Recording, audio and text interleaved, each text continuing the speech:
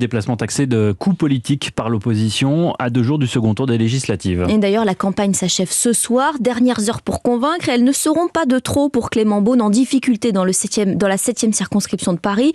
Au premier tour, le ministre chargé de l'Europe est arrivé derrière son adversaire de la NUPES. Hier, Arthur Delaborde était sur un marché parisien où les deux candidats se sont rencontrés par hasard. Votez et faites voter. Chaque voix compte.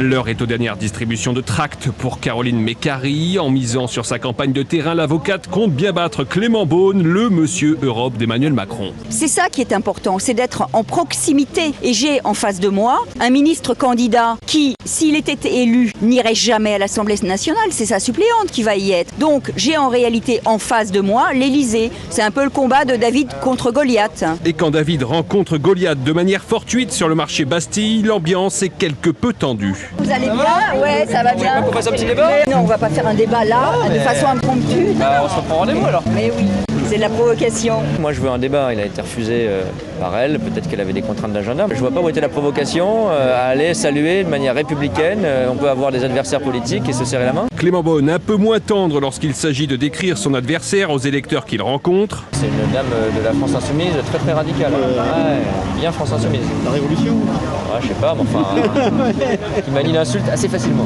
Combativité et enthousiasme, voilà les 2 mots d'ordre du ministre de l'Europe avant de jouer dimanche sa survie au gouvernement. Arthur Delaborde.